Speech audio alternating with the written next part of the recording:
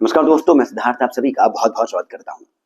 आज के इस चलचित्र में हमारी चर्चा होगी भगवती श्री बाला त्रिपुरा सुंदरी के कवच के ऊपर। वैसे इस ही कवच का शाब्दिक अर्थ और भावार्थ जो है वो मैं इसके पहले वाले चलचित्र में वीडियो में आपको बता चुका हूं।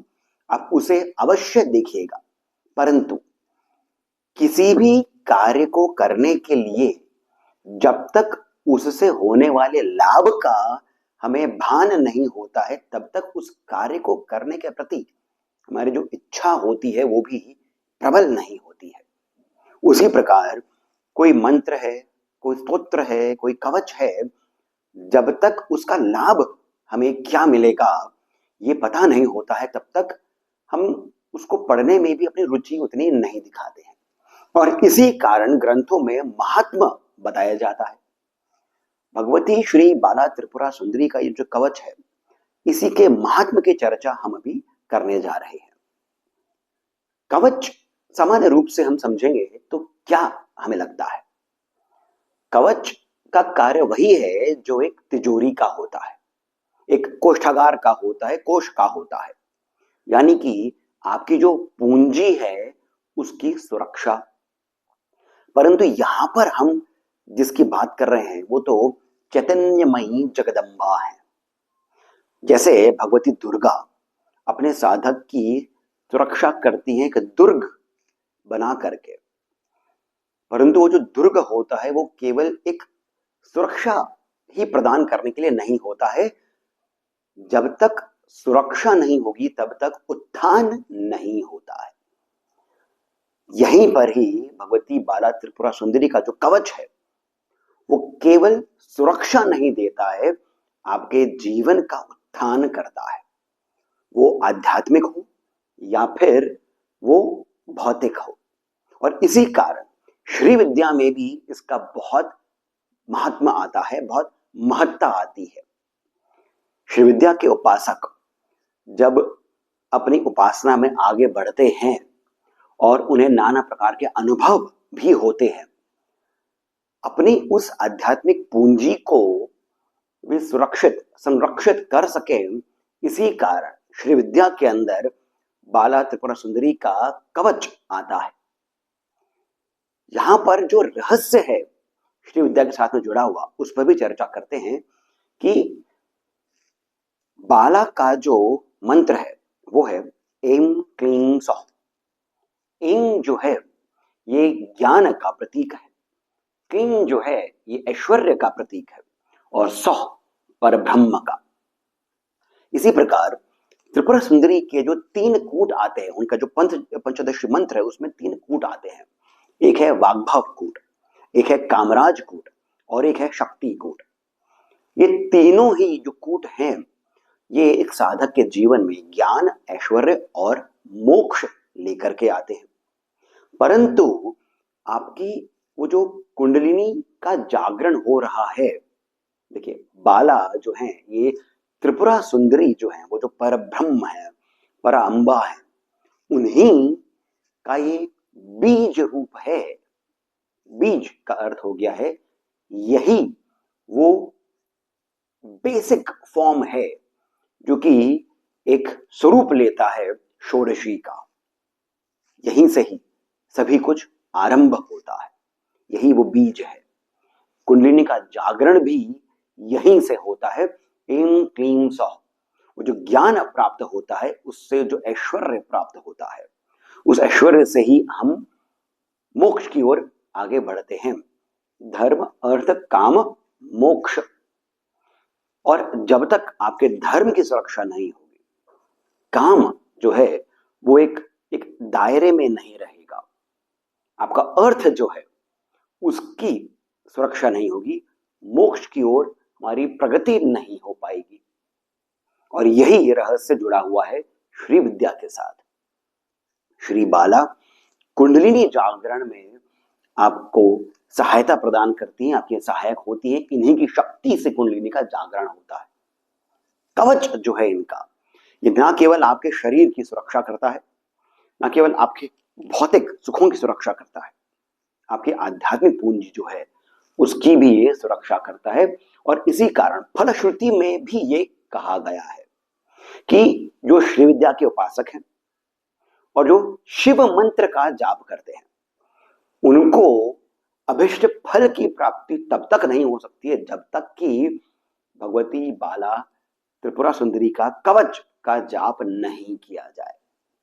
यही है जो आपको मोक्ष का द्वार आपके लिए खोल देता है। तो कवच का महात्म्य क्या है, श्री विद्या के साथ में इसका छोटा सा जो रहस्य जुड़ा हुआ है वो क्या है, इस पर हमने चर्चा अभी कर ली है।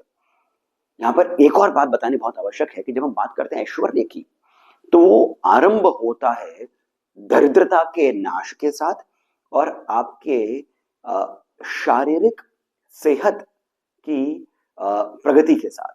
अर्थात ये कि दरिद्रता की कमी हो, आपकी जितनी भी बीमारियां हैं वो समाप्त हो जाए।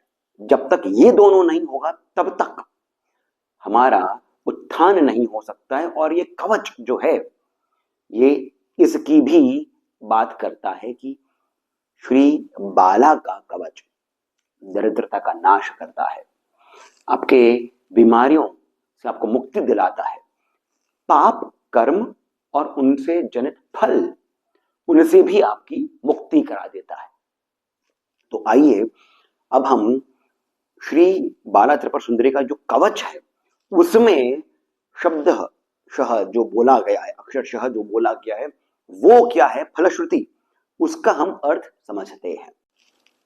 इदं तु कवचम नाम देवानाम अपि दुर्लभम पठत प्रातः समुत्थाय शुचिः प्रयत मानसः।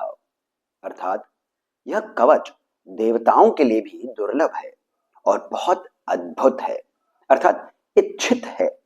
यानी हर किसी को इसकी लालसा रहती है कि उसे भी ये कवच प्राप्त हो।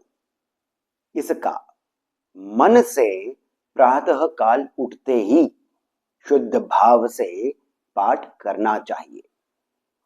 मन से का अर्थ हो गया है भाव से, और शुद्ध भाव से का अर्थ हो गया है काम रहित, अर्थात कामनाओं से रहित, आपकी कोई इच्छा हो उससे रहित, केवल भगवती के स्मरण के लिए आपको ये पाठ करना चाहिए। इस प्रकार से ये विधि बतलाई गई है।